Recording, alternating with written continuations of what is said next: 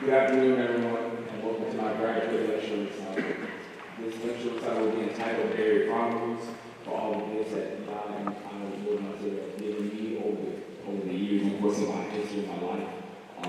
These are things that I am unwilling to share with a lot of people. So this is what I'm going to use this lecture-recital to do. Okay? For the next hour, we'll have a lot of different original compositions. Thank you. A lot of original compositions that I've created. You'll see things from chorus and vocal jazz for children's choir, as well as electroacoustic music and more. Okay? First off, I would like to start with Psalm 19, an electroacoustic music piece. An electroacoustic music piece is nothing more than music that we're making with technology, and we're using different samples to arrange different types of music.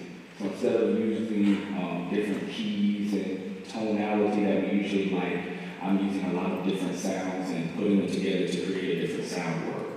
My inspiration for this sound world is the scripture, Psalm 19. I'm using features from multiple different field recordings, using Free Sound, which is a free source website which you can download different sounds from, if that's the thing that you're into.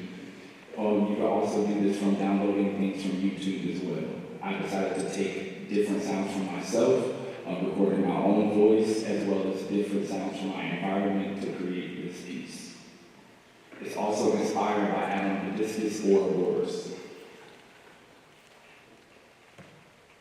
Again, I made this with using Logic Pro and my phone. I did a lot of field recording, and thank you to Dr. Napier for letting me use your Zoom recording.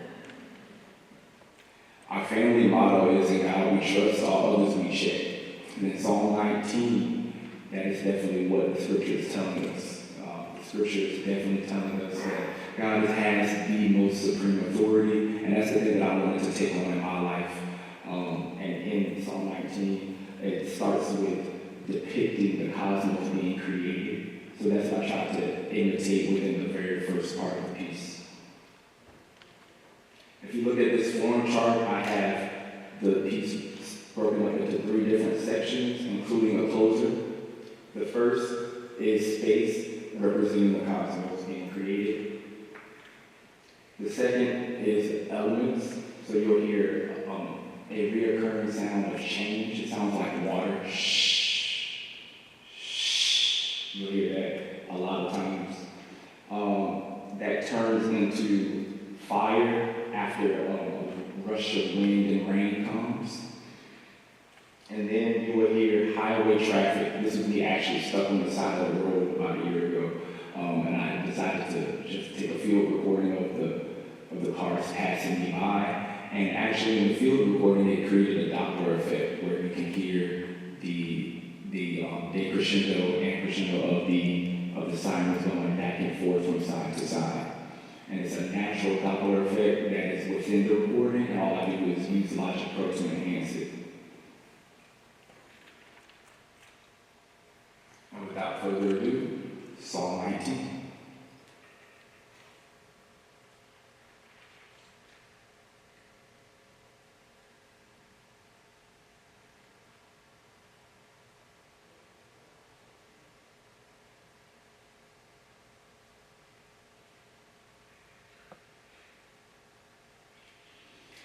Before I start, I did want to give a disclaimer. This will be translated in Hebrew. So everything that you hear will not be in English. It will be translated by Schmuelof of the ancient languages. He will be actually reciting the entire psalm in Hebrew, but you will see an English translation for it. Thank you.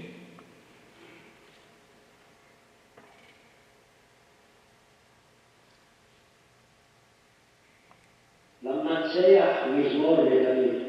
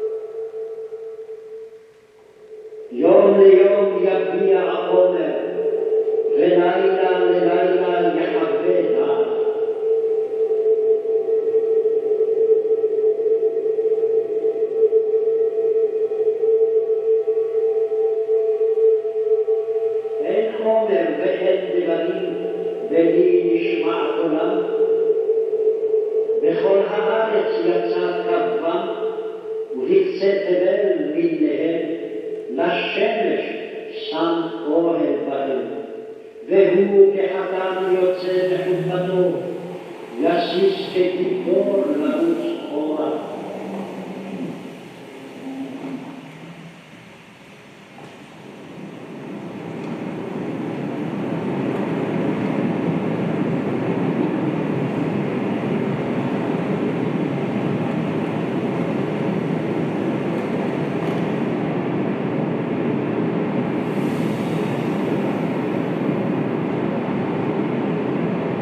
לקצה השמיים מוצאו ותקופתו על חצותם ואין נסתר מחמתו.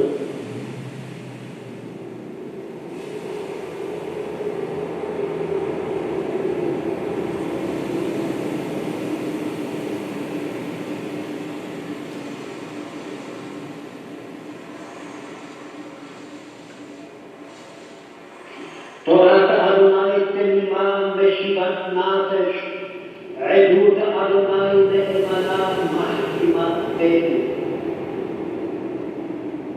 פיקודי אדוני ישרים משמחי לב, מצוות אדוני ברא מאירת עיניים. יראת אדוני טהורה עומדת לעד, משפטי אדוני אמת צדקו יחדיו. הנעמדים מזהב ומפז רב, ומתוקים מדבש ונופת שוקים. גם עבדך נזהר בהם, ושומרם עקב רב. שמיעות מיבין, ממסתרות נתני. גם מזלים חסות עבדיך, אל תמשלותי אז אתם, ונתקני בפשע רב. יהיו לרצון את דבריי, והדיון נקבי לבניך, אדוני צורי וגואלי.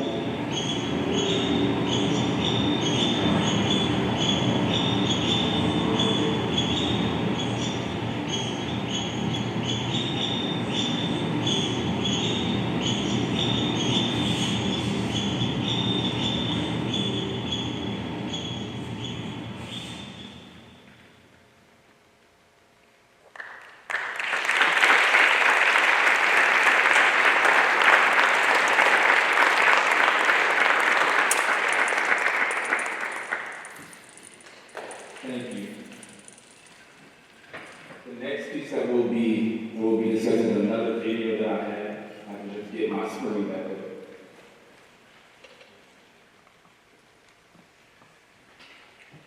There we are.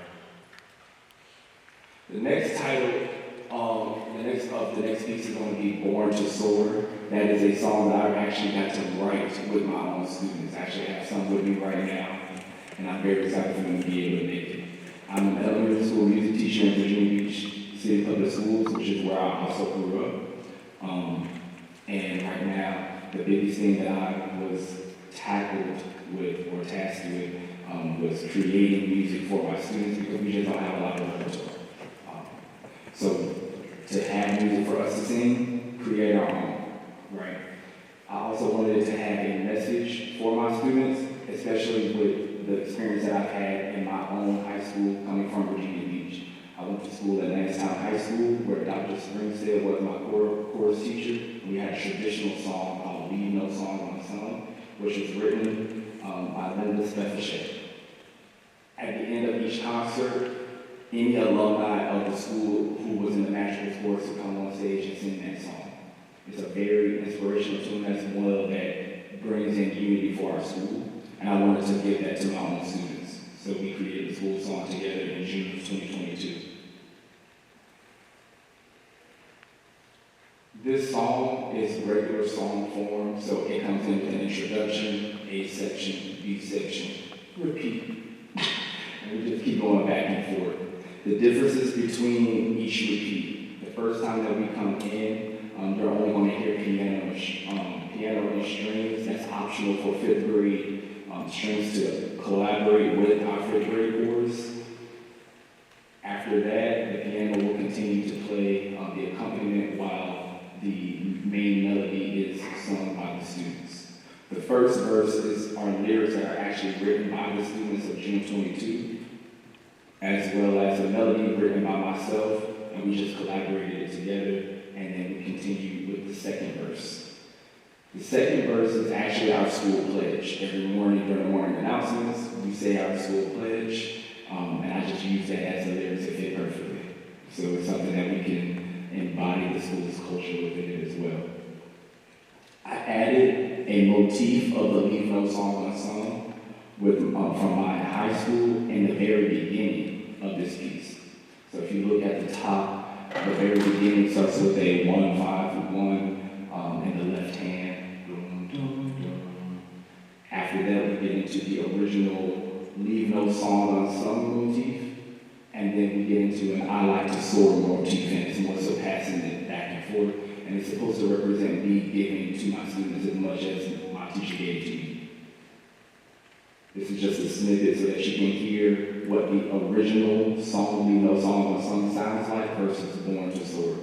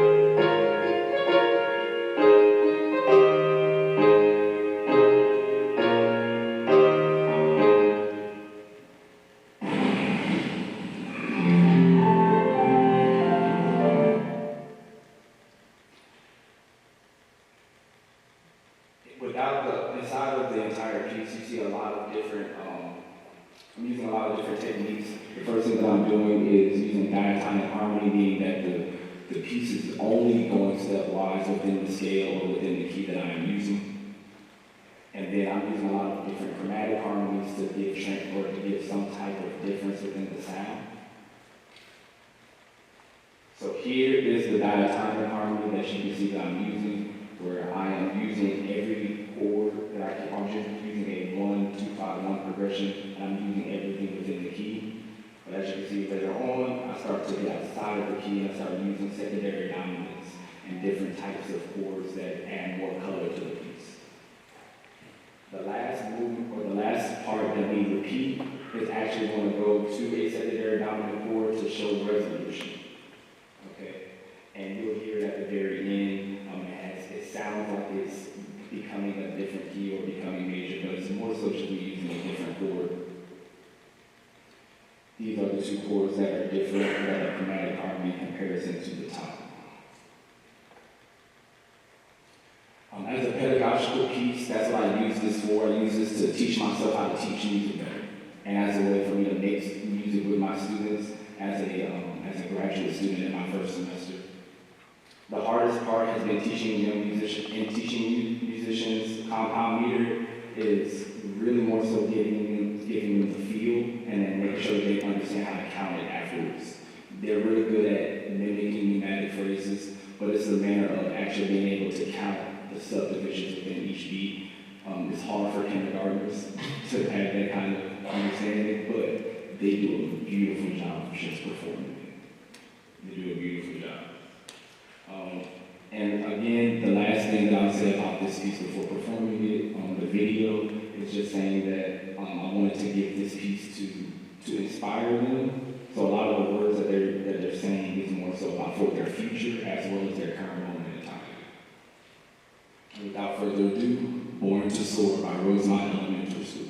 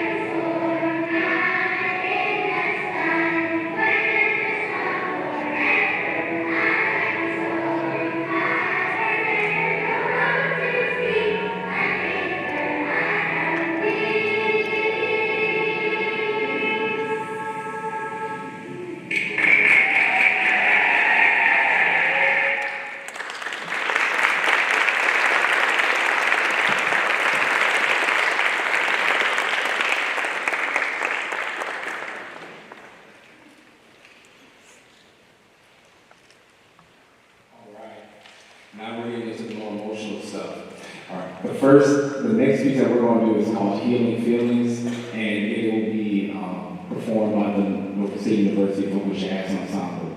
And I'm very appreciative of you all performing and getting to learn my piece. This piece is inspired by a voice memo that I created after a bad breakup. So this entire voice memo that I had is actually, contains all of the lyrics, all of the melodies, and basically it is the foundation for me making this piece. I didn't change it or alter the voice memo at all. I put it in the slide just so that you know that I'm not lying to you. I'm not going to play it for you because we're going to actually perform it. This piece tells the story of me healing from my past situations as well as current trauma, but also just knowing how to move forward when things just don't work out the way you want them to. Before I explain the jargon of the piece, I did want to go over some vocabulary terms. I am using within 7 church modes. The church modes are what we use to showcase different scales, starting on different pitches. So usually we know about our major scale or the Ionian mode. The Ionian mode is starting on C or our first note, our 1, and going through the church notes, you're making the next note or any of the different notes the new one, but keeping the other pitches the same. Okay? Within this piece, I'm going to be in the key of D flat major, so that is our bass key, and then I'm going to switch between different modes. And mostly I'm going to be switching between Phrygian, which is the third mode, as well as Lydian, which is the fourth. I misspoke, my apologies. Phrygian is in a different piece. This is Dorian, E flat Dorian, my apologies. In this form chart, as I said, we will be in D flat major. It starts off with one voice with a solo, and that's the voice window that I mentioned earlier. After that, the vocal jazz ensemble will come in with accompaniment as well as vocal padding. When that vocal padding comes in, that is representing like the different thoughts in my head that are going on, and it's just motivating me to not sit in my rut, but actually make different choices. During this part is where we introduce the different modes. So we're getting to what I call the ambiguous section because we're not really inside of D flat major anymore. We're switching to a different mode. We're going into G flat Lydian, and that is hovering over this E flat a little bit. So we're going into E flat Dorian, and that entire time is supposed to be me not really knowing what space I'm in. What is actually happening right now? Is it only in my head, or is it, am I just making things up? And that's what I'm trying to invoke within the piece and texting. To get us back into a sense of foundation and groundedness, I bring us back to D flat major with arpeggiated D flat melodic minor movement, and that gets us back into that field.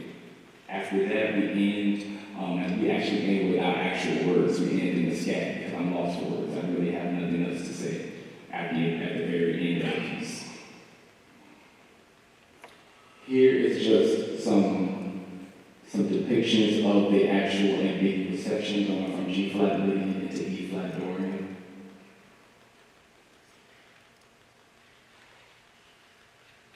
As you see right here, we start with G flat, and the G flat is over the D flat, which gives us that sense of tonality staying in D flat major. But we go back to G flat, a root position, which kind of gives us that center of us being in G flat Lydian. Afterwards, we have an E flat to D flat chord, which gives us a new 1-5 relationship, and that's how we know that we're in E flat Lydian. I'm sorry, E flat Dorian. The question is, have we been in E flat Dorian the whole time, or have we been in G flat Lydian, or are we just doing D major? D flat major. That's the idea that I wanted to, or the confusion I wanted to put within the piece, and then getting us back to a center of gravity. This is a depiction of the scalar passage of the D flat melodic minor movement that leads us back into D flat major. And because I'm a jazz head, I had to add a mystical. Now, I did it very subtly within the improvisation, but just so everyone knows, Misty is a jazz standard now, and it's all performed by Errol Garner, written by Errol Garner. And I just used that motif at the very end before the reprise. And lastly, this is a depiction of the scat that I was discussing earlier. Again, I'm just at a loss for words. You'll hear that at the end of the day, I still love you. That's my period statement, but the song isn't over yet. And without further ado, Healing Feelings, performed by the Norfolk State University Vocal Jazz Ensemble.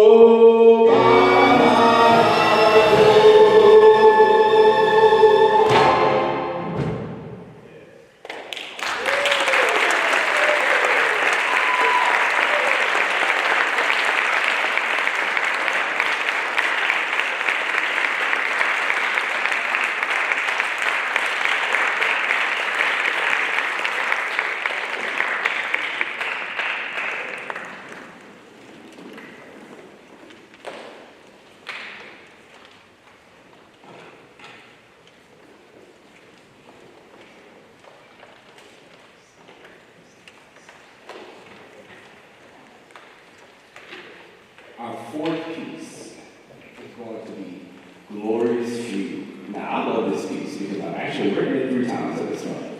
Okay, the first time that I've written it was in spring 2019 in my first ever composition. Oh, thank you, Dr. Napier. My first ever composition lesson with Dr. Napier. The first thing that we did was I wrote a piano piece, and I also wrote a piece for solo guitar.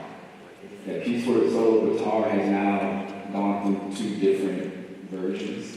The second time that I wrote it, it was for a counterpoint class in my graduate studies, and I actually got to rewrite it for 4 trumpets at that point. Now this piece, when I rewrote it for 4 trumpets after my counterpoint class, I actually wrote it in the fugue style. I did not know what a fugue was when I was in undergrad. After taking counterpoint, I was able to actually write in the true style. Then I shortened the piece for this performance here, and I've added a different voice, which is a mellophone. This piece actually is dedicated to my parents who are in the audience right now. I want to say thank you both for everything that you've done for me and my brother. Without y'all, we wouldn't be here. And this piece is really to showcase their journey, as well as the perseverance that they've shown as they are trailblazers in our society, and my biggest inspiration, so thank you. This is also me embarking on my own journey and not trying to ride on the coattails of my parents and make my own way for myself. This also has a Latin feel because my brother and I are born from Florida. We grew up hearing a lot of Latin styles and a lot of Latin feels. As stated earlier, this is in fugato style, so it's not a true fugue, but it does have a subject and a real answer.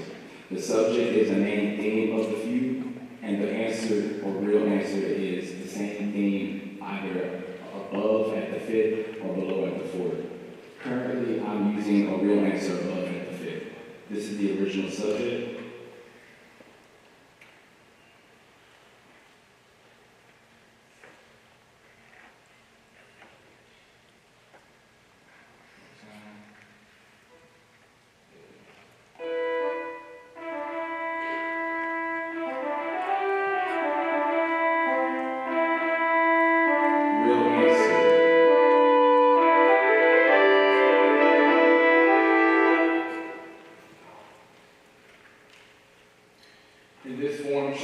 Showing you the entrances of each different voice. So again, this is going to be an octet for 4 trumpets and 3 mellophones.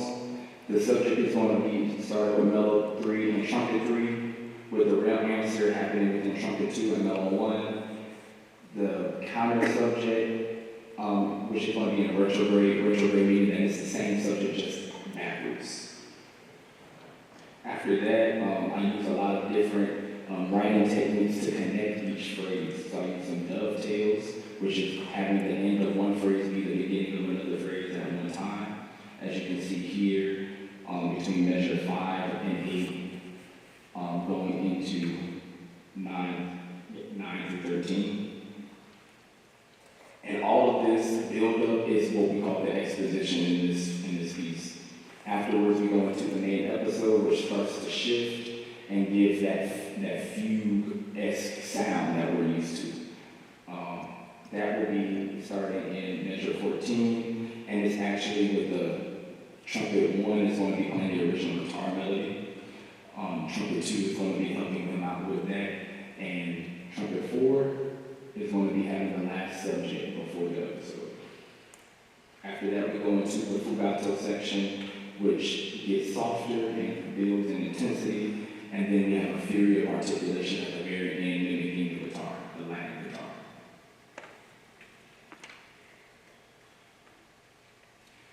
This is just nothing more than the actual piece itself on the score, so that you can see from the form chart exactly where each entry is happening. So again, between mellow 3 and trumpet 3, you have the original subject, and mellow 1 and trumpet 1, you have the real answer, followed by mellow 2, so on and so forth. And these are all the different subjects and real answers that are within the piece. It does sound like there's a lot going on because there is a lot going on.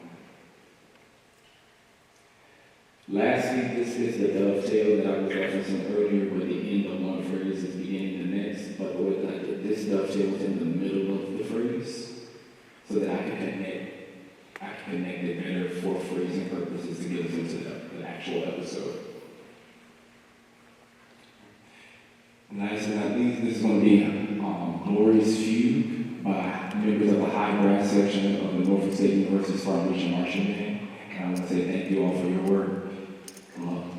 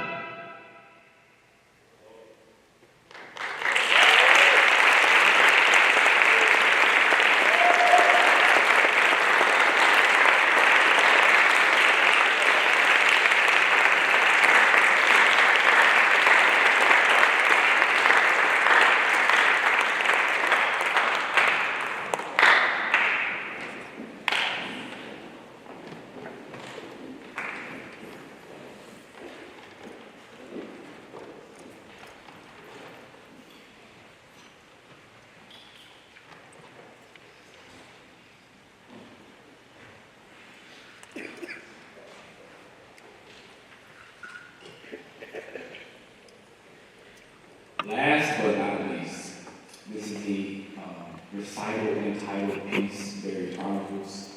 Again, this is a conversation really between me and the Most High on my life and how I've just been moving throughout my entire journey.